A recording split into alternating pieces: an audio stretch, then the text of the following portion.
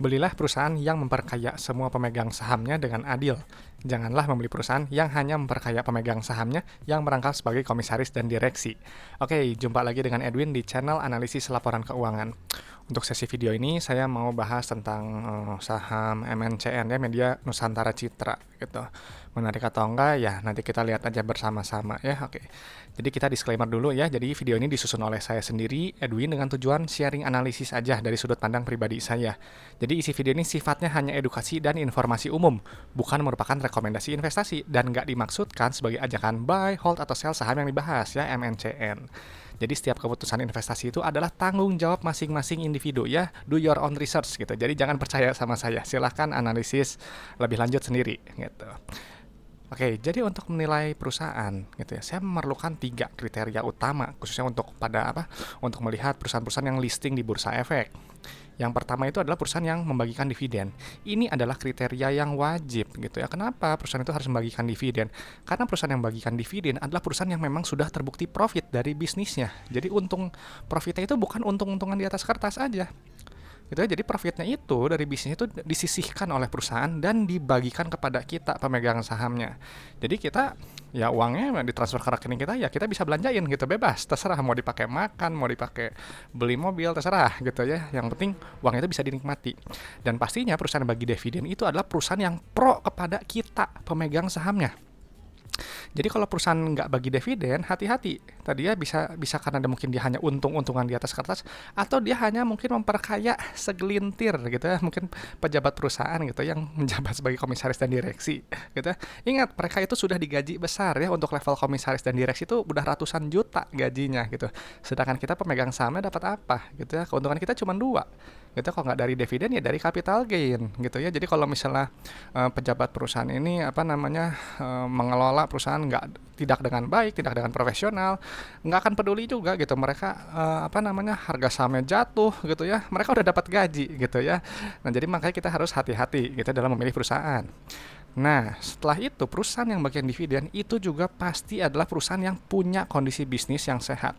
Jadi kalau kondisi bisnis yang nggak sehat gitu, misalnya utangnya terlalu besar, rugi melulu, susah arus kas, nggak akan kepikiran untuk bagi dividen. Udah pasti perusahaan itu akan mengutamakan gitu, memprioritaskan dulu survivabilitasnya gitu ya, bertahan dulu nggak nih perusahaan, nggak, jangan sampai bangkrut atau failit gitu ya. Nah, jadi kalau memang udah teman-teman menemukan gitu ya perusahaan yang bagi dividen dan punya kondisi bisnis yang sehat, itu juga harus hati-hati.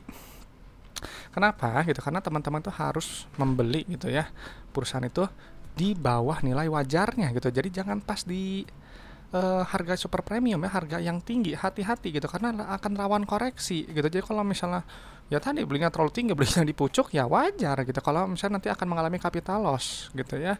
Nah, jadi untuk teman-teman sebelum berinvestasi gitu, gunakan akal sehat Anda gitu. Jadi jangan ikut-ikutan teman, jangan FOMO, jangan mudah percaya orang gitu, jangan mudah percaya analis, ikut asal rumor gitu, berita, dan juga jangan percaya kepada saya gitu. Jadi teman-teman harus percaya dengan analisis masing-masing gitu. Jadi yang saya lakukan ini itu tadi memang disebutkan nilai wajar ya.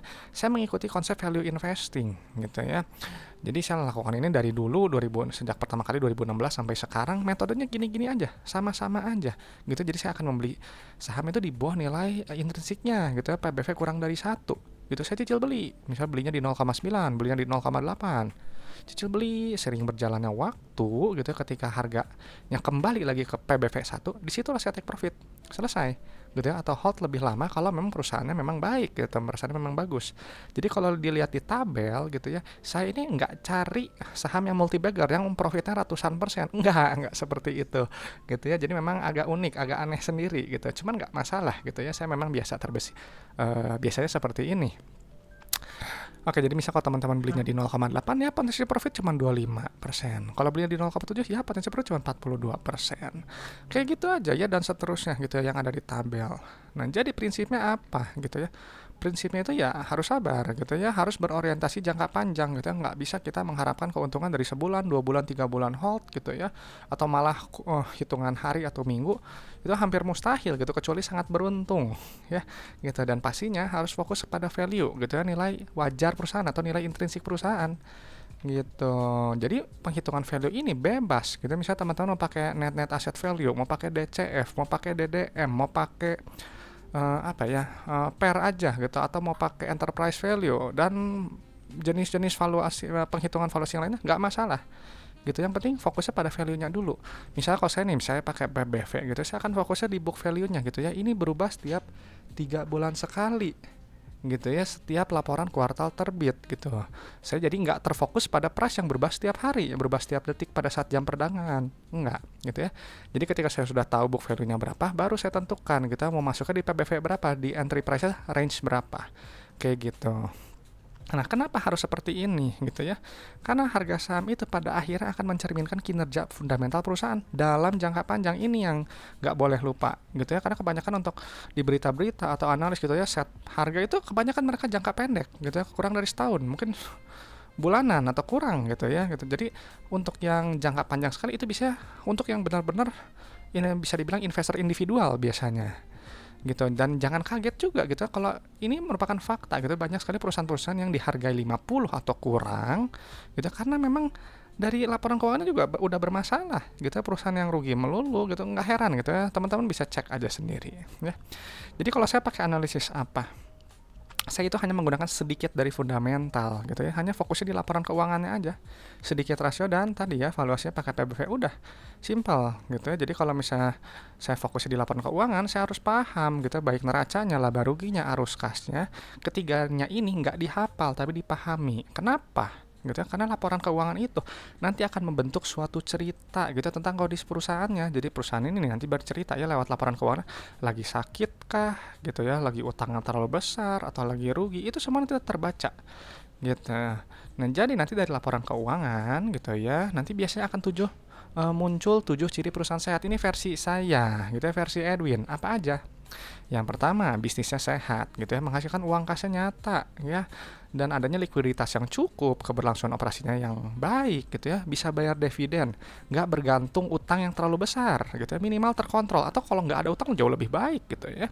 Dan juga perusahaan bertumbuh, berekspansi ya, menjaga kepercayaan kita investor dan juga kreditor dan pemberi pinjaman gitu. Dan pastinya kita akan diuntungkan gitu lewat apa? Lewat valuasinya ya, harga saham yang cenderung naik kalau memang perusahaannya bagus, dan juga harga saham yang stabil kalau misalnya ada penurunan jangka pendek gitu. Jadi kalau perusahaan yang bagus kita ada kayak kemarin ya, misalnya krisis gitu, dia turun dalam, oke gitu, tapi dia akan kembali lagi dan melambung lebih tinggi gitu, selama membelinya itu di harga yang nggak terlalu tinggi gitu ya. Jadi penting sekali tadi fokusnya kepada value. Nah, ini yang di dalam kurung ini adalah indikator yang ada di laporan keuangan kok gitu ya. Jadi kalau misalnya teman-teman punya bisnis gitu ya sendiri, ini semua basic logic aja kok gitu ya, nggak ada yang spesial, nggak ada yang istimewa gitu ya, logika aja. Oke, jadi nanti MNCN ini nanti akan di screening gitu ya dengan 7 syarat utama saya ini yang biasa saya pakai gitu ya. Dividend payment history ya, retain earningnya, PBV wajib kurang dari 1 ya, karena ini value utama yang saya gunakan. Pairnya, dan nanti dari CFS atau cash flow statementnya ya ininya, polanya seperti ini gitu ya. Dan nanti data-datanya ini nanti dipindahkan ke Excel seperti ini, dan ini teman-teman boleh download gratis ya, linknya ada di deskripsi video, passwordnya ALK Edwin gitu ya. Oke, jadi kita ya sudah langsung aja masuk ke analisis ya. Analisis MNCN gitu, ini sebelah kanan nih udah ada ya LK-nya gitu ya. Pastiin dulu satuannya udah benar ya, ini jutaan juga gitu. Nah, saya udah temuin gitu ya datanya untuk MNCN ini, memang dia terakhir bagi dividen itu ya untuk yang tahun buku 2022 ya, payment date-nya itu di 3 Agustus 2023. Dan untuk 2 tahun ke belakang ini nggak ada bagi dividen gitu ya. Jadi buat saya perusahaan yang seperti ini nggak menarik, jadi udah pasti nggak lolos screening saya gitu ya. Buat apa perusahaan yang nggak bagi dividen, nggak ada nilai tambahnya sama sekali untuk saya gitu. Jadi kalau memang biasanya kalau udah nggak menarik itu ya langsung saya close aja laporan keuangannya, cari aja saham lain gitu. Nah, oke ya. Jadi yang dipindahkan yang pertama itu adalah kas tara kas gitu ya. Ini nilainya ada 2 ya. Ada yang di pihak berelasi dan pihak ketiga. Ini dipindahkan dulu gitu ya. Berarti dijumlah aja manual.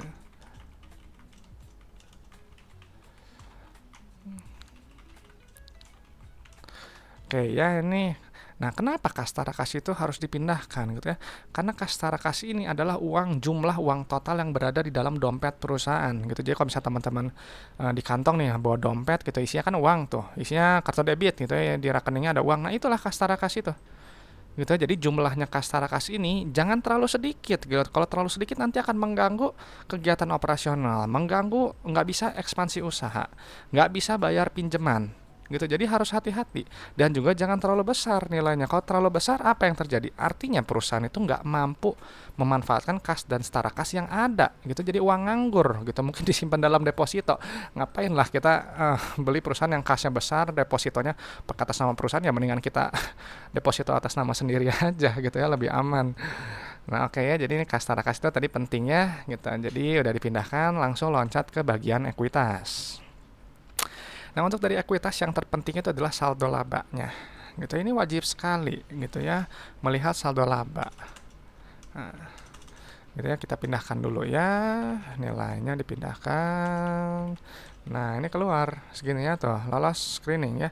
Perusahaan yang punya saldo labanya positif adalah perusahaan yang sudah terbukti untung.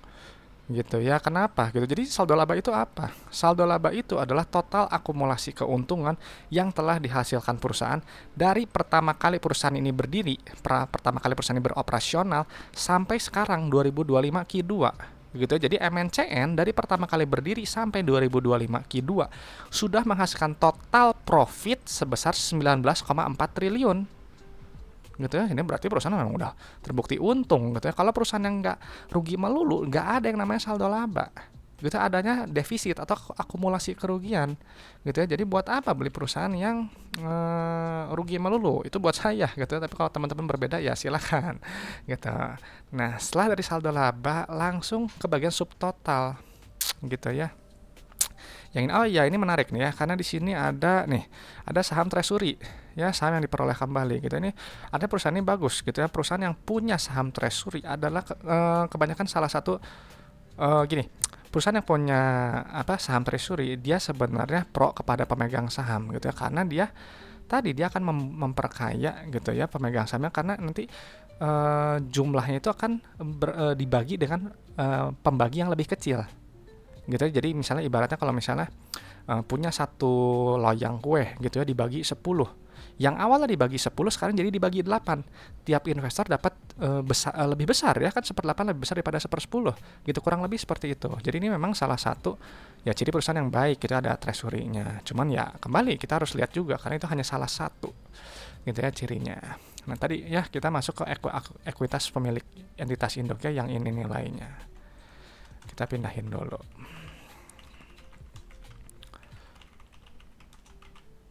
Wah, 400. Oke, ya nih udah nilainya.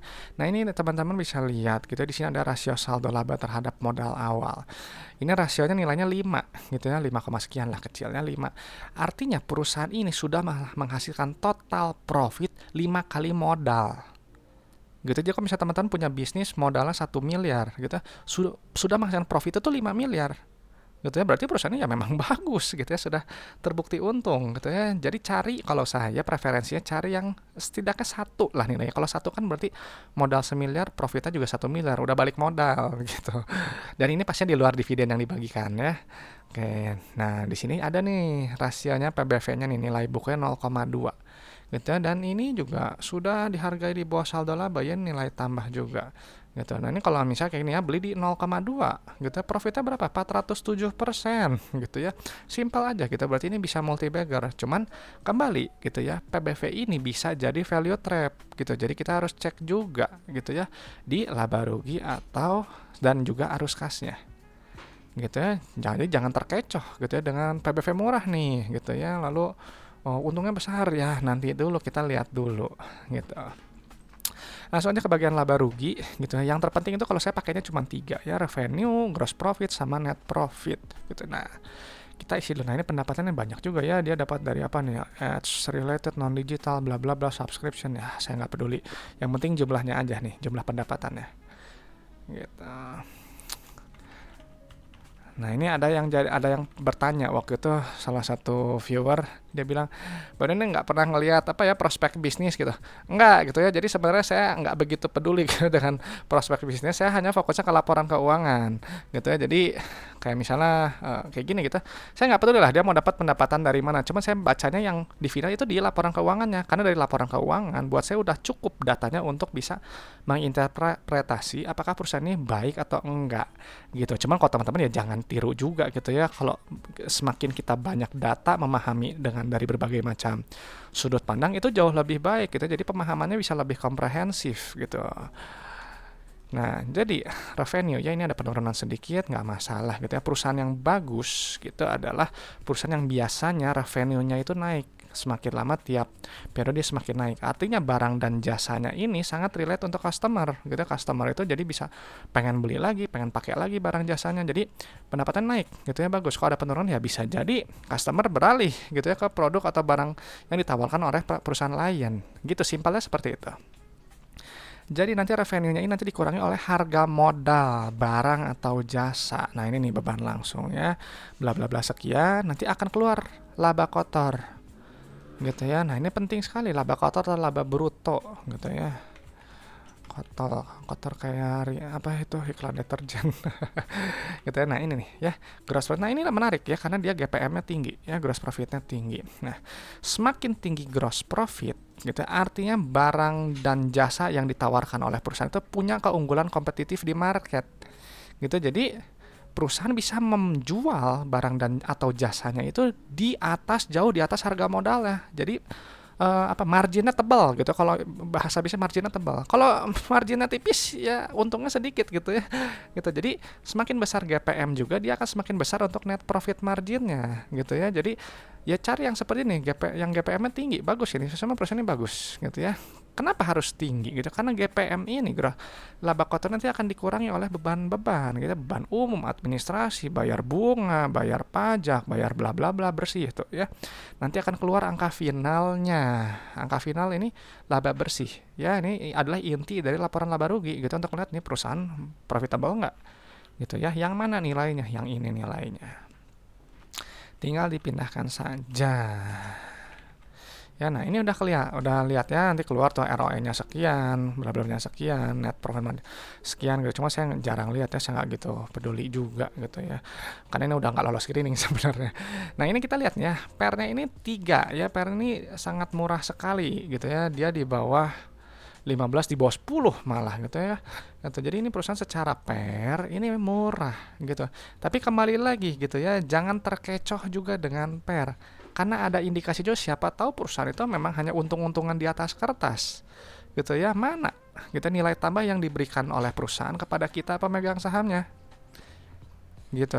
Jadi makanya kita harus cek gitu apakah bisnisnya perusahaan gitu ini khususnya di MNC menghasilkan uang tunai nggak gitu ya. Gitu kita cek dari sini ya di laporan arus kas gitu ya. Di laporan ini ada laporan yang terlupakan gitu ya karena kebanyakan analis atau di berita nggak pernah menginterpretasikan ini gitu ya. Kenapa saya juga nggak tahu ya, mungkin karena bosan kali ya, nggak menarik juga. Tapi sebenarnya ini salah satu yang terpenting gitu, dia mengimbangi si laba rugi gitu. Jadi kalau saya sih menyebutnya laporan arus kas ini untuk memvalidasi laba rugi.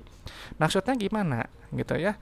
Ya dari sini ya penerimaan kas dari pelanggan. Ini angka yang paling atas, ini angka yang paling penting ya, dipindahkan dulu angkanya. Nah, nanti keluar rasio penerimaan kas terhadap pendapatannya, receipts to revenue ratio. Ini nilai 90% gitu. Artinya apa? Gitu ya. Kita pakai analogi dulu ya. Misalnya teman-teman jual barang harganya 1 miliar ke satu customer. Customer itu bayarnya 900 juta. Ya, jadi uang kas yang diterima cuma 90% dari pendapatan gitu. 100 jutanya kemana? 100 juta itu nanti akan berbentuk piutang yang harus ditagih oleh teman-teman gitu ya. Ya cuman kita tahu ya menagih menagih hutang itu kan ribet ya, susah ya gitu. Jadi makanya itu juga untuk menilai apakah manajemen perusahaan mampu nggak menagih piutang-piutang yang sebelumnya belum tertagih gitu ya. Karena kalau piutang lama makin menumpuk gitu, itu akan jadinya terbengkalai, nggak akan tertagih. Nantinya uang kasnya sedikit dan akhirnya mengganggu nanti aktivitas operasional, aktivitas ekspansi dan juga tadi pembayaran pinjaman ke bank. gitu. Jadi hati-hati gitu ya. Nah, seperti misalnya MNCN ya. MNCN ini pendapatannya tadi 4,1 juta gitu ya dikali kurs ya. 4,1 juta, terima uang dari customer 3,7 juta gitu ya, atau 90%. Ini nilainya cukup baik gitu. Kalau saya cari yang mendekati 100% atau minimal kayak gini 90 sampai 95%. Uang kasnya ini nanti digunakan untuk apa? Nah, ini bisa dibaca di sini. Untuk bayar supplier, bayar gaji karyawan, bayar bunga, bayar pajak, bla bla bla. Nanti keluar nilainya net CFO yang ini. Ya, nah ini nilainya positif ya. Ini bagus. Kita perusahaan yang bagus gitu. CFO-nya wajib positif gitu ya, karena artinya dari bisnisnya itu perusahaan menghasilkan uang tunai kas yang nyata gitu. Nanti ya uang sisanya ini digunakan untuk ini ekspansi usaha, aktivitas investasi gitu ya. Kalau dia berekspansi kan nanti perusahaan semakin lama semakin besar, harapannya profit semakin lama semakin besar juga. Gitu. Lihat nih ya. Tuh, bentar. Nah, itu penambahan aset tetap, aset hak guna gitu, kenaikan aset hak guna. Cuma saya kurang suka ya kalau misalnya aset hak berwujud kayak ini, karena kan apa ya, kan abstrak gitu ya. Saya sukanya yang kayak gini, yang nyata gitu barangnya. Nah, ini nilainya bagus ya. Yang bagus itu nilai negatif seperti ini. Gitu ya. Jadi itu sisa uang 480.000 untuk operasional, bayar ekspansi 441.000 ya, dia berekspansi gitu. Ini bagus ya, secara pola kasnya baik.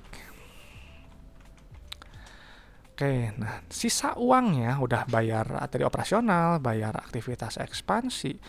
Nanti harus bayar juga pinjaman ke bank. Gitu ya. Nih, misalnya lihat nih, pembayaran utang jangka pendek ya, pembayaran utang bank anak perusahaan, pembayaran ini apa nih tuh, utang bank jangan. Nah itu yang bagus ini negatif seperti ini ya. Ya dong gitu ya, karena kalau utangnya sedikit, utangnya terkontrol, beban bunganya juga akan rendah gitu ya, dan nantinya ya ujung-ujungnya perusahaan akan lebih ringan gitu kerjanya, dan kita pemegang sahamnya diuntungkan.